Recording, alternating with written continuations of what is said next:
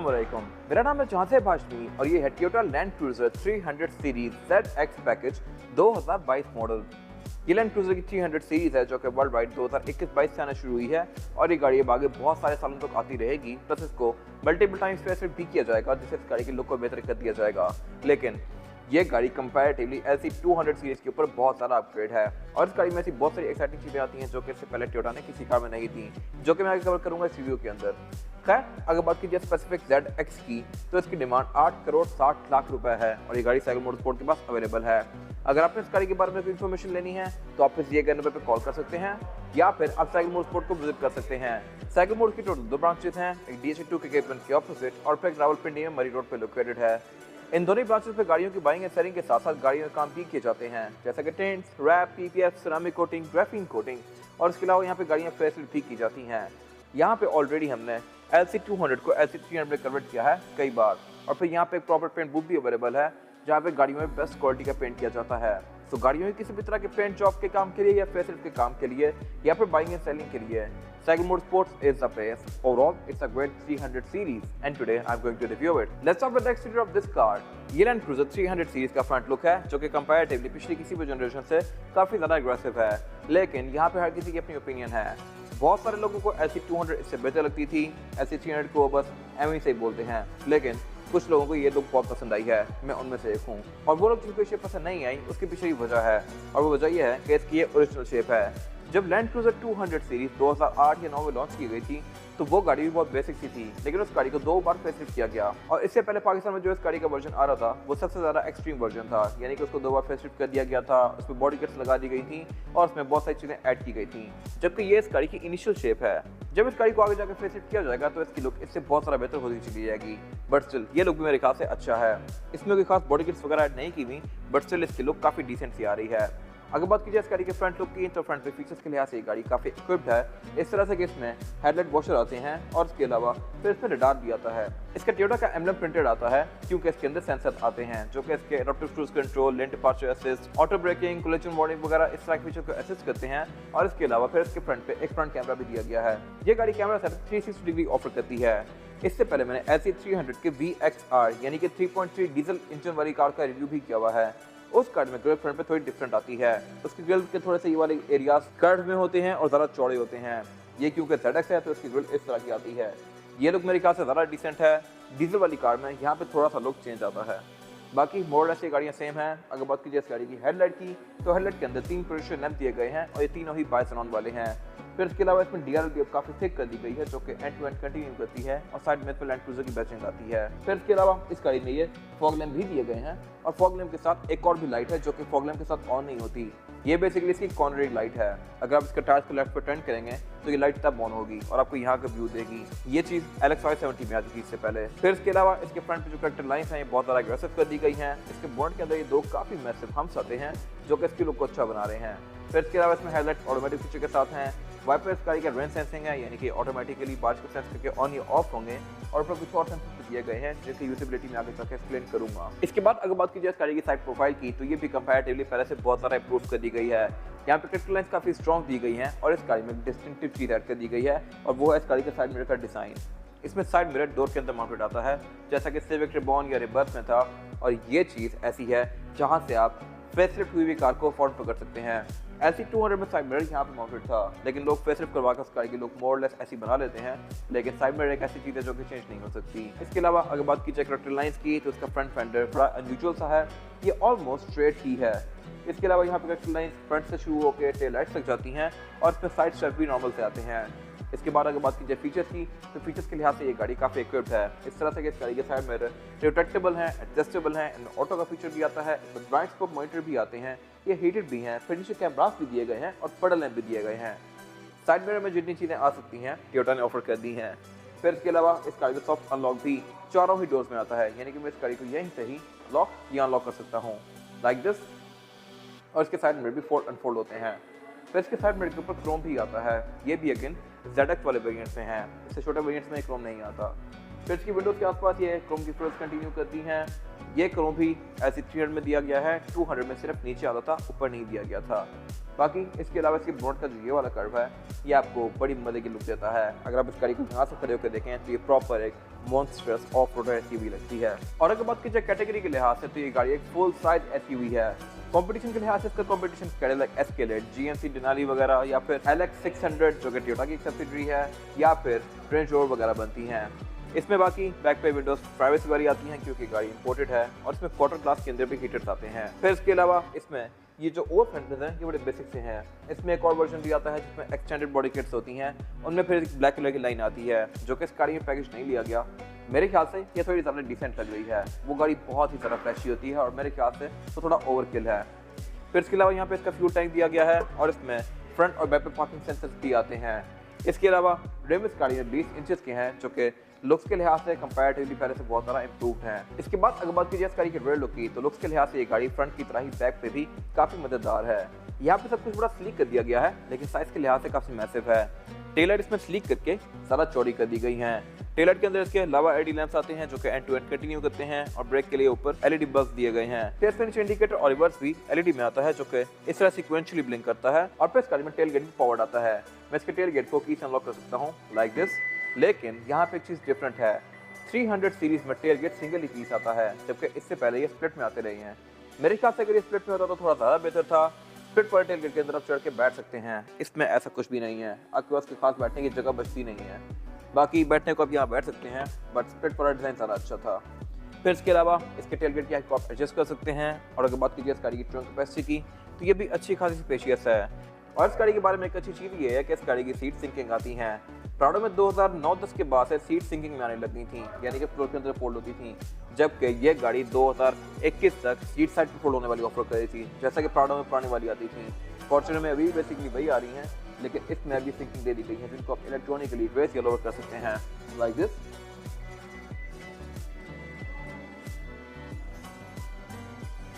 और यहाँ पे आप 2 से 3 लोग बिठा सकते हैं। 2 लोग यहाँ पे आसानी से बैठ सकते हैं, 3 लोग बिठाना चाहते हो वो भी बिठा सकते हैं, फिक्स हो जाएंगे। और इसके अलावा यहाँ पे प्रॉपर हेडरेस्ट वगैरह आते हैं और इसमें बैक पे की कंपार्टमेंट दिया गया है जिसको उठा के आप इस गाड़ी की टूल किट एक्सेस कर सकते हैं। स्प्लिट टूल किट वाली कार में टूल किट यहाँ पे आया करती थी लेकिन अब इसमें ये यहीं पे दे दी गई है। फिर इसके अलावा ट्रंक को बंद करने के लिए यहाँ पे बटन दिया गया है और इसमें भी 2 ऑप्शंस हैं। आप ट्रंक बंद करके इसको लॉक भी कर सकते हैं और आप सिंपल ट्रंक भी बंद कर सकते हैं। फिलहाल मैंने ट्रंक बंद करके लॉक होने वाला ऑप्शन दबाया है। जैसे ही मैं ट्रंक से दूर जाऊंगा तो ये खुद ही बंद होगी लाइक दिस। फिर इसके अलावा बैक पे इसके एक रेयर विंडशील्ड वाइपर आता है। रेयर ग्लासेस के टिंटेड हैं और ये साइज के लिहाज से भी डिफरेंट है। पुराने V8 की विंडस्क्रीन की डायमेंशन थोड़ी डिफरेंट थी। फिर इसके अलावा इसमें ऊपर विंडशील्ड वॉशर आता है, ब्रेक लैंप आता है और इसके अलावा बैक पे लैंड क्रूजर वगैरह की बैजिंग दी गई है और ये पार्किंग सेंसर्स दिए गए हैं। इसके बीच में एक अलग से बॉक्स दिया गया है। यहाँ पे इस गाड़ी का टो गेयर आता है। मैंने इससे पहले VXR वाली कार का रिव्यू किया हुआ है, उस पर टो गेयर काफ़ी प्रोमिनेंट था। इसके छोटे ट्रिम्स में ये ब्लैक कलर का आता है लेकिन बड़ी ट्रिम्स में इसको प्रॉपर कवर किया गया है। फिर इसके अलावा क्रोम इस गाड़ी में काफ़ी सारा दे दिया गया है। एग्जॉस्ट की गाड़ी सिंगल ही ऑफर करती है लेफ्ट साइड पे और इसके अलावा यहाँ पे कुछ खास है नहीं। ऑल राइट, तो ये वो पार्ट है जो मेरे ख्याल से इस गाड़ी का सबसे ज़्यादा इंटरेस्टिंग है। इसके इंटीरियर में बहुत सारे इंप्रूवमेंट्स की गई हैं और वो क्या है मैं सब अभी कवर करूँगा। फिलहाल अगर बात की जाए इसकी प्रेजेंटेशन की, लुक्स की, तो ये बहुत बेहतर है और ये कार है भी क्योंकि बेज रोम है तो इसकी फील भी काफ़ी ब्राइट आ रही है। और ये गाड़ी है भी 0 मीटर। ये गाड़ी रिसेंटली इंपोर्ट की गई है, 23 की फ्रेश क्लियर है और अभी शोरूम पे आई है। ये गाड़ी फॉर सेल है, डिमांड 8 करोड़ 60 लाख है। इसके अलावा अगर बात कीजिए इस गाड़ी के स्टीयरिंग व्हील की तो स्टीयरिंग व्हील इस गाड़ी का 4 स्पोक है। लेफ्ट राइट स्पोक को कंट्रोल्स दिए गए हैं। लेफ्ट स्पोक पे जो कंट्रोल्स हैं यहाँ से आप इसके MID के विषय नेविगेट कर सकते हैं और राइट स्पोक को जो कंट्रोल्स दिए गए हैं यहाँ से आप इस गाड़ी का एडाप्टिव क्रूज कंट्रोल एडजस्ट कर सकते हैं। लेन डिपार्चर्स को ऑन ऑफ कर सकते हैं और इसके अलावा फिर यहाँ से क्रूज की स्पीड को डिफाइन कर सकते हैं। इसके अलावा एयरबैग की गाड़ी टोटल 10 ऑफर करती है। एक एयरबैग स्टीयरिंग व्हील के अंदर माउंटेड है, एक डैशबोर्ड में, 4 पिलर्स में, 2 सीट के साइड पर और फिर एक ड्राइवर के नी पे भी और पैसेंजर के नी पे भी। पहले पैसेंजर के नी पे एयरबैग नहीं आता था, ये अब ऐड किया गया है। फिर इसके अलावा अगर बात की जाए स्टीयरिंग की फिनिश की तो ये पूरा ही लेदर की फिनिश में है और यहाँ पे वुड की फ्रिल्स दी गई हैं जो कि इसके लुक को बहुत अच्छा बना रही हैं। और फिर इस गाड़ी में स्टीयरिंग व्हील भी हीटेड आता है। इसकी ये वाली जो ग्रिप्स हैं ये हीटेड हैं, ये सर्दियों में बड़ी गर्म होती हैं और आपको कूजी सी फील देती हैं। फिर इसके अलावा इस गाड़ी की हेडलाइट्स ऑटोमेटिक फीचर के साथ आती हैं, यानी कि ये डे और नाइट को सेंस करके ऑटोमेटिकली ऑन या ऑफ होंगी और इसमें फॉग का कंट्रोल भी दिया गया है। फिर लेफ्ट पे एक और स्ट्रोक दिया गया है जहाँ से आप इसके विंडशील्ड वाइपर्स को ऑन या ऑफ कर सकते हैं और ये वाइपर्स भी रेन सेंसिंग आते हैं, यानी कि बारिश को सेंस करके ऑन या ऑफ तो होंगे ही लेकिन ये अपनी स्पीड को भी एडजस्ट करेंगे। फिर इसके अलावा अगर बात की जाए इस गाड़ी के मीटर की, तो मीटर भी इसका पिछली किसी भी जनरेशन से बहुत ज़्यादा वाइड है। इसमें 2 में डाल दिए गए हैं, स्पीडोमीटर का और आरपीएम का। ये गाड़ी रेड लाइन 5.8 पे करती है, जबकि इससे पहले मैंने एक डीजल कार का रिव्यू किया है, वो रेड लाइन इससे काफ़ी पहले करती थी। फिर इसके अलावा इस गाड़ी की speed limit 180 kilometre per hour तक है, लेकिन इन दोनों डाइस के बीच में गैप काफ़ी ज़्यादा है। इस गैप में एक 6 इंचेस की एमआईडी स्क्रीन दी गई है, जो कि आपको इस गाड़ी की बहुत सारी डिफरेंट चीज़ें शो करवाती है, जैसे कि ट्रिप्स, एवरेज किलोमीटर पर लीटर, आउटसाइड टेम्परेचर, रडार की सेटिंग्स, लैंड पार्चेस की सेटिंग्स। अब इसकी लाइट्स को यहाँ से एडजस्ट कर सकते हैं और भी बहुत सारी चीज़ें, जो कि मैं आगे किसी और रिव्यू में कवर करूंगा, जब मैं इसकी स्क्रीन के और एमआईडी डिस्प्ले के बारे में डिटेल गाइड बताऊंगा। फिलहाल अगर बात कीजिए मेन फीचर्स की, तो ये काफ़ी फीचर्स के लिहाज से इक्विप्ड है। फिर बाकी अगर बात कीजिए मीटर की हाउसिंग की, तो ये सारी ही लेदर की फिनिश में है और ये गाड़ी क्योंकि ZX है यानी कि टॉप ऑफ लाइन, तो इसमें हेड्स अप डिस्प्ले भी आता है। हेड्स अप डिस्प्ले आपको बेसिकली विंड स्क्रीन के अंदर इस गाड़ी की स्पीड शो करवाता है, लेकिन इस गाड़ी में सिर्फ स्पीड ही नहीं बल्कि आपको रोड की स्पीड लिमिट और फिर उसके अलावा लेन डिपार्चर एसएस का डिस्प्ले भी शो करता है और आरपीएम भी शो करता है। ये चीज़ें यूजुअली कार्स में नहीं आती, बट इसमें अब दे दी गई हैं, जो कि मेरे ख्याल से एक अच्छी चीज़ है। फिर इसके अलावा डैशबोर्ड के सेंटर में एक सबवूफर दिया गया है और साइड पे ट्विटर्स दिए गए हैं। फिर सेंटर में एक स्क्रीन दी गई है डैशबोर्ड के, जो कि काफ़ी मैसिव है और इसके अलावा ये फीचर्स के लिहाज से भी पहले से बहुत सारा बेहतर है। इसमें क्लाइमेट कंट्रोल डुओ जोन आता है, तो इसमें दोनों पैसेंजर्स के लिए अलग अलग स्क्रीन दी गई हैं। मैं अगर राइट पर टैप करूंगा तो मेरा क्लाइमेट कंट्रोल खुल जाएगा, अगर मैं लेफ्ट पर टैप करूंगा तो लेफ्ट पर क्लाइमेट कंट्रोल खुल जाएगा। फिर मैं राइट से बैठ के पूरी गाड़ी का क्लाइमेट कंट्रोल भी एडजस्ट कर सकता हूँ और इस गाड़ी में बाय द वे सीट्स भी हीटेड वेंटिलेटेड आती हैं, जो कि मैं आगे कवर करूंगा। फिर इसके अलावा ये screen Android auto, Apple CarPlay भी ऑफर करती है और ये वायरलेस हैं। और इसके अलावा फिर इसमें आप ब्लूटूथ, नेविगेशन, FM, USB इस तरह की सारी चीज़ें यूज़ कर सकते हैं, जो कि यूजुअली हर गाड़ी में आती हैं। फिर आप इसकी थीम्स को भी चेंज कर सकते हैं। फिलहाल ये गाड़ी डार्क थीम में है, इसको आप लाइट थीम में भी कर सकते हैं। और इसके अलावा उससे नीचे यहाँ पे इसके एयर वेंट्स दिए गए हैं और इसमें पुश स्टार्ट भी थोड़ा अनकन्वेंशनल सा है। इस तरह से इसमें कि फिंगरप्रिंट रीडर भी दिया गया है। अगर ये गाड़ी सिर्फ मैं यूज़ करता हूँ तो मैं इसके अंदर फिंगरप्रिंट भी लगा सकता हूँ। फिर ये गाड़ी सिर्फ मेरा फिंगरप्रिंट रीड करके स्टार्ट होगी, कोई और बंदा इसको स्टार्ट नहीं कर सकता। ये मेरे ख्याल से एक मजे की चीज़ है। इसको कैसे कॉन्फ़िगर करना है इसकी गाइड में जल्द ही बना दूंगा। फिर इसके अलावा नीचे इसका क्लाइमेट कंट्रोल दिया गया है। क्लाइमेट कंट्रोल इस गाड़ी में जैसा कि मैंने बताया डुअल जोन है और फिर ड्राइवर और पैसेंजर दोनों की सीट्स भी हीटेड और वेंटिलेटेड आती हैं। इसकी वेंटिलेटेड सीट्स हवा अंदर की तरफ सक करती हैं। अब ये देखिएगा, अगर मैं वेंटिलेटेड सीट ऑन करता हूँ तो सीट्स के शॉपर जो हैं ये बाहर आने की बजाय अंदर की तरफ सक हो रहे हैं और ये कंपैरेटिवली पिछली किसी भी वेरिएंट से बहुत ज़्यादा इफेक्टिव हैं, इस तरह से कि इसके 5 हॉर्स थोड़े बड़े दिए गए हैं और इसके फैंस भी ज़्यादा पावरफुल हैं। तो ये आपको प्रॉपर फील करवाते हैं कि आप किसी वेंटिलेटेड सीट्स के ऊपर बैठे हैं। फिर उसके अलावा नीचे यहाँ पे कुछ फिजिकल बटन दिए गए हैं इसी स्क्रीन के और उससे नीचे इसका एक सीडी के लिए इंसर्ट दिया गया है। यहाँ पे आप सीढ़ियाँ भी डाल सकते हैं। ये टेक्नोलॉजी मेरे ख्याल से ऑब्सोलीट हो गई है, बट स्टिल इस गाड़ी ने कंटिन्यू की है, जो कि शायद फेसलिफ्ट के बाद से रिमूव कर दी जाएगी। फिर इसके अलावा साउंड सिस्टम भी गाड़ी JBL को ऑफर करती है और इसके अलावा साथ यहाँ पे इसका ड्राइव मोड सिलेक्टर दिया गया है। इसमें जो ड्राइव मोड आते हैं वो eco, comfort, normal, sports, sports plus और फिर कस्टम, और इन सारे मोड्स के साथ इसके मीटर का डिस्प्ले भी चेंज होता है। और इसके अलावा फिर इस गाड़ी में MTS भी आता है, यानी कि multi terrain system. Multi terrain system इस गाड़ी को हर तरह की सरफेस के लिहाज से खुद एडजस्ट करता है, बेशक वो मड हो, सैंड हो, रॉक्स हो, मॉड्यूल हो, रिवर हो, जो मर्जी जगह हो, स्नो हो, ये गाड़ी खुद एडजस्ट करेगी। और इसके नीचे फिर ये डैक और क्रॉल कंट्रोल दिया गया है और क्रॉल कंट्रोल में ये गाड़ी इंजन की पावर को यूज़ करके खुद किसी भी एरिया से निकलेगी, बेशक ये पानी में फंसी हुई है, सैंड में फंसी हुई है, जहाँ भी फंसी हुई है ये गाड़ी खुद निकलेगी। क्रॉल कंट्रोल वर्क कैसे करता है कि आप इस गाड़ी को स्टार्ट करके डी में करेंगे और फिर ड्राइव मोड ऑन करके MTS में जाके आप क्रॉल कंट्रोल दबा देंगे तो फिर ये गाड़ी खुद अपने आप को जहाँ भी फंसी हुई है वहाँ से निकालेगी। फिर इसके अलावा साथ इसका गेयर सिलेक्टर दिया गया है। इसमें जो गेयर सिलेक्शन दी गई है वो है PR and D और D में करके आप इस गाड़ी को इस तरह से मैनुअली भी चला सकते हैं। और बाय द वे ये गाड़ी पैडल शिफ्टर्स नहीं ऑफर कर रही, आप इस गाड़ी को मैनुअली भी चला सकते हैं। फिर इसके अलावा उसके साथ यहाँ पे इसके डिफरेंशियल लॉकिंग ऑप्शंस दिए गए हैं। इसमें 2 लॉकिंग डिफरेंशियल आते हैं और उसके अलावा फिर इसके 4x4 की सिलेक्शन दी गई है। ये जो 4x4 की सिलेक्शन ऑफर करती है वो है H4 और L4। इसमें कोई 2 व्हील वाला ऑप्शन नहीं आता, ये गाड़ी ऑल टाइम 4x4 है। फिर उसके बाद यहाँ पे इसकी पार्किंग ब्रेक दी गई है जो कि इलेक्ट्रॉनिक है। ये अगेन पिछले वेरिएंट पे काफ़ी अपडेट है। पिछले वेरिएंट 2021 तक हैंड ब्रेक हाथ वाली ऑफर कर रही थी। फिर यहाँ ब्रेक होल्ड भी दिया गया है, वायरलेस चार्जर भी दिया गया है, 2 कप होल्डर्स दिए गए हैं और ये सारा एरिया वुड की फिनिश में है। इसके अलावा अगर बात की जाए इस गाड़ी के सेंटर कंसोल की, तो सेंटर कंसोल इस गाड़ी का आप दोनों साइड से ओपन कर सकते हैं लाइक दिस, इस तरह से। ये चीज़ यूजुअली मर्सिडीज ऑफर करती है बट इस गाड़ी में भी दे दी गई है और आप इसको बैक से भी ओपन कर सकते हैं। अगर लेट्स सपोज आप बैक पे बैठे हुए हैं तो आप बैक से भी इसको एक्सेस कर सकते हैं, जो कि मेरे ख्याल से एक अच्छी चीज़ है। और बाय द वे ये है भी कूल बॉक्स, यहाँ पे कूल बॉक्स का बटन दिया गया है जिससे आप इसको ऑन कर सकते हैं और ये कूल बॉक्स के साथ गाड़ी का एसी ऑन करके यहाँ पे ठंडी हवा थ्रो करती है। इसके अलावा अगर बात कीजिए गाड़ी की सीट्स की, तो सीट्स इस गाड़ी की पूरी ही लेदर की फिनिश में है और ये सीट्स परफोरेटेड हैं, यानी कि इनमें पंच होल्स दिए गए हैं जहाँ से ये गाड़ी हवा थ्रो करती है और आपको ठंडा फील करवाती है। और इसके अलावा ये सीट्स हीटेड भी हैं। फिर इस गाड़ी में ड्राइवर और पैसेंजर दोनों की सीट्स इलेक्ट्रॉनिकली एडजस्टेबल आती हैं और ड्राइवर की सीट में लंबा सपोर्ट भी दिया गया है। फिर इसके अलावा ये गाड़ी 360 डिग्री व्यू भी ऑफर करती है। और इसके अलावा जैसे ही मैं इस गाड़ी को स्टार्ट करूंगा तो इसका स्टीयरिंग व्हील इस तरह से नीचे आएगा और मेरी सीट भी एडजस्ट करेगी जो सेटिंग मैंने बनाई हुई है उनके लिहाज से। इस पर ड्राइवर की सीट 3 मेमोरी फंक्शन के साथ आती है। फिर इसके अलावा अगर बात कीजिए इस गाड़ी की विंडोज़ की, तो विंडोज़ में चारों ही सिंगल टैप वाली आती हैं, यानी कि मेरे को सिंगल टैप से फुली रोल डाउन या रोल अप कर सकता हूँ। और बाय द वे इस गाड़ी में विंडोज़ भी डबल ग्लेज्ड आती हैं, यानी कि थिकनेस के लिहाज से ये विंडोज़ कंपैरेटिवली सिंपल विंडोज से डबल हैं, जिसकी वजह से बाहर की नॉइज अंदर बहुत कम आती है और अंदर का शोर भी बाहर नहीं जाता। फिर इसके अलावा इसके साइड मेरे भी स्ट्रेटेबल आते हैं जिनको आप गाड़ी के अंदर से ही इस तरह से फोल्ड और फोल्ड कर सकते हैं लाइक दिस। और इसमें फिर वैनिटी मिरर भी ड्राइवर पैसेंजर दोनों के लिए आते हैं विद अ लाइट। इसके अलावा माइक इसमें फ्रंट पे दोनों के ऊपर दिए गए हैं और बैक पे भी दिए गए हैं, जो कि इसमें ऑडियो को भी काफ़ी अच्छे से कैप्चर करता है। फिर इसके अलावा सेंटर में केबल लाइट दी गई हैं जो कि आप यहाँ से ऑन करेंगे लाइक दिस। LX570 में ये टच में आती हैं, LC300 में भी नहीं दी गई। और इसके अलावा सेंटर में फिर एक सन ग्लास होल्डर आता है जिसको आप इस तरह से रिलीज कर सकते हैं। फिर ये गाड़ी रियरव्यू मिरर भी ऑटो डिमिंग वाला ऑफर करती है, यानी कि तेज लाइट को सेंस करके ऑटोमेटिकली डिम होगा। और उसमें विंडशील्ड का ऊपर वाला एरिया भी थोड़ा सा टिंटेड आता है जो कि एज अ सनशेड का काम करता है। फिर ये गाड़ी सनरूफ भी ऑफर करती है, ये भी मेरे ख्याल से एक अच्छी चीज़ है और वीएट का यूनिक सेलिंग पॉइंट आप कह सकते हैं इसको। इसके अलावा यहाँ पे कुछ खास है नहीं।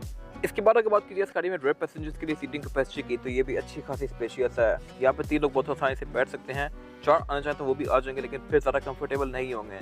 लेकिन ये कंपैरेटिवली ऐसी 200 सीरीज से थोड़ी सी कम है, इस तरह से कि इसमें लेग रूम फ्लैट नहीं आता। यहाँ पे एक हम्प दिया गया है जो कि पहले नहीं था।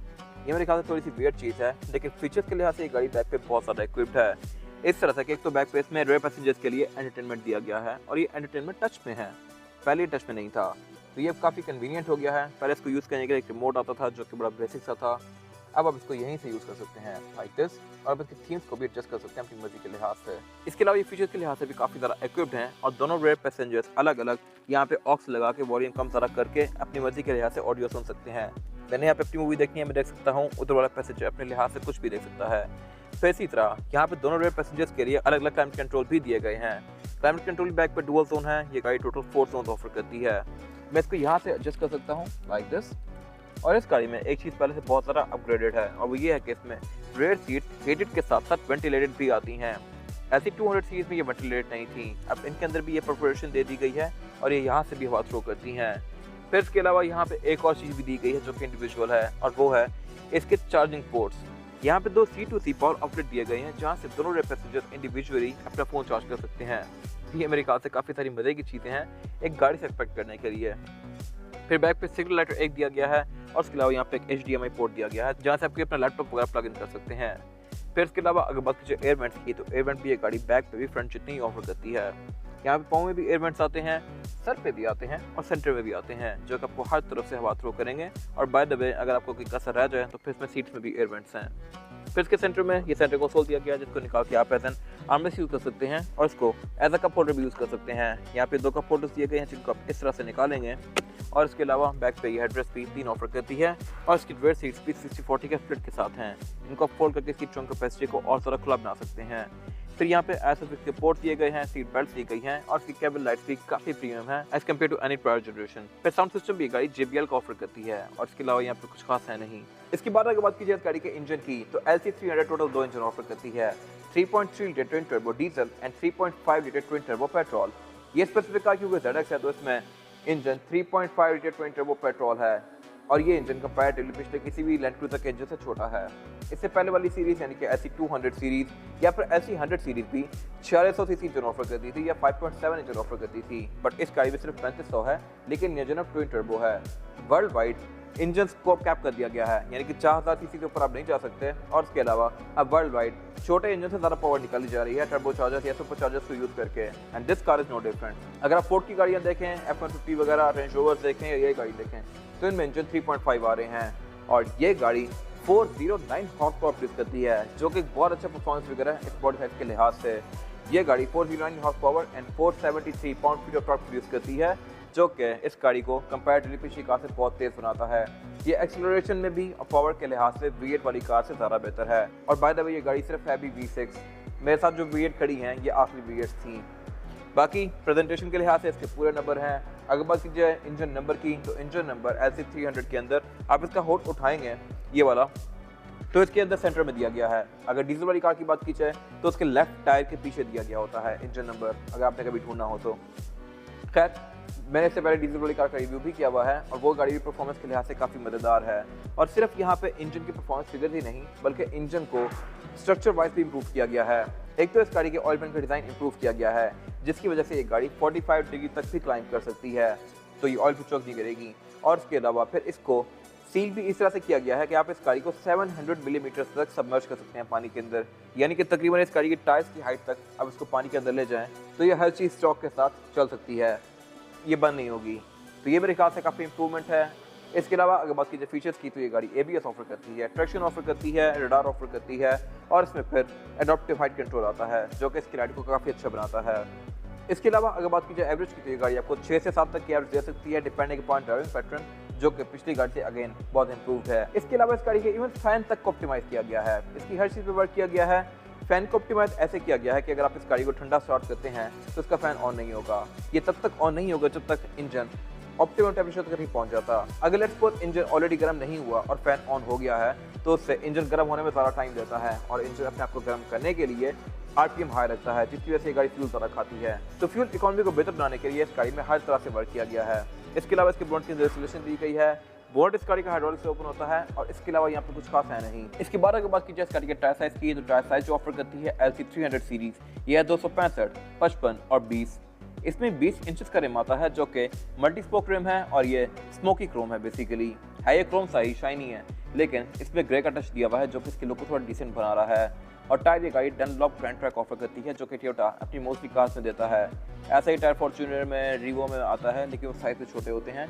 ये भी डनलॉप ग्रैंड ट्रैक है, जो कि अच्छा टायर है और आपको 50 से 60 हज़ार किलोमीटर तक एक अच्छी राइड प्रोवाइड करेगा। फिर ये गाड़ी all wheel disc brake offer करती है और इसमें ट्रैक्शन कंट्रोल ABS वगैरह भी आती हैं, जो कि इसकी राइड को और ज़्यादा बेहतर बनाती हैं। फिर ये गाड़ी है भी ऑल टाइम 4x4। इसके अलावा यहाँ पे कुछ खास है नहीं। ये इस गाड़ी की फिजिकल की है, बैक पे लैंड क्रूजर का लोगो दिया गया है और फ्रंट पे इसमें लॉक अनलॉक और ट्रंक रिलीज दिया गया है। ये की पुरानी LC200 सीरीज वाली ही है, लेकिन जब भी लैंड क्रूजर की नई जनरेशन आती है वो कुछ अर्सा पुरानी की ऑफर करती हैं और फिर नई की आती है। जैसे अब ये वाली लैंड क्रूजर जो हैं इनमें नई की है, लेकिन जो वहाँ पे 16 मॉडल खड़ी है उसमें की पुराने वाली है, जैसा कि कैंडी में थी। तो इस गाड़ी का भी सेम केस है, इसमें इनिशियली ये पुरानी की दी जा रही है, लेकिन जब इस गाड़ी का कुछ टाइम गुजर जाएगा फिर इसमें भी एक नई की मेरे ख्याल से ऑफर कर दी जाएगी। बाकी ये स्मार्ट एंट्री वाली की है और इसमें पुश शॉट वगैरह आता है, जो कि डेफिनेटली हर गाड़ी में आ रहा है इससे पहले भी। ये था आज का रिव्यू। अगर आपको ये रिव्यू पसंद आया है तो इस रिव्यू को लाइक कीजिए, मेरे चैनल को सब्सक्राइब कीजिए और अगर आपके पास गाड़ी से रिलेटेड कोई भी राय है तो उसको कमेंट सेक्शन में शेयर जरूर कीजिएगा, ताकि वो लोग जो ये गाड़ी लेने वाले हैं वो आपकी राय से फ़ायदा उठा सकें। अपना ख्याल रखिएगा। Thank you.